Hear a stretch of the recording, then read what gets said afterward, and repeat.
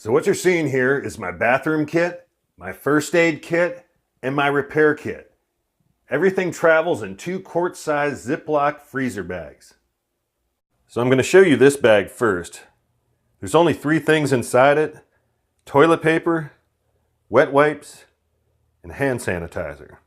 Some of you may laugh about this, but I take the core out of my toilet paper not to save weight, but so I can pull it from the center. This way, I never have to take the toilet paper out of the bag. There's less chance of it getting contaminated this way. So when I rip a piece off, I can just shut the zipper and I'm good to go. So the hand sanitizer is a hiker's best friend for staying healthy. You're touching doorknobs in hostels, doorknobs in stores, picnic tables, shelter logs, touching anything that may have germs on it. You want to use this hand sanitizer. This is very, very important to keep from getting ill. So with the hand sanitizer, some people would consider wet wipes to be overkill. I would not leave town without them. This is my first defense against getting a rash when it's hot and humid outside. Now some people dry out their wet wipes to save weight and rehydrate them later. I've never found this necessary, but it's good to know that if my wipes dry out, I can just add a little bit of water and I'm back in business. So everything else is in this bag. I'm going to go ahead and take everything out and set it up and go through the items one by one. Starting in the upper left-hand corner, we have my toothbrush and toothpaste.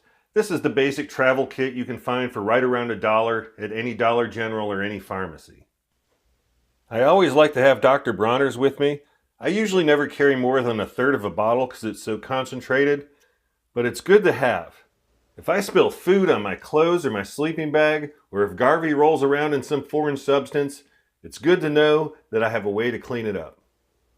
Foot powder is something that I use daily, and I'm convinced that this helps me avoid blisters.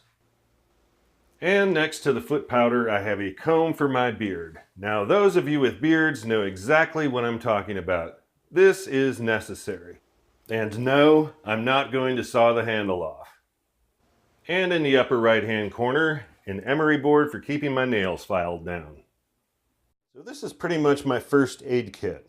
I've got some triple antibiotic ointment, which mostly gets used for fire starter. Below that I have some super glue, and below that I have some leukotape. And pretty much if I can't do it with those 3 things, I need to get to a hospital anyway.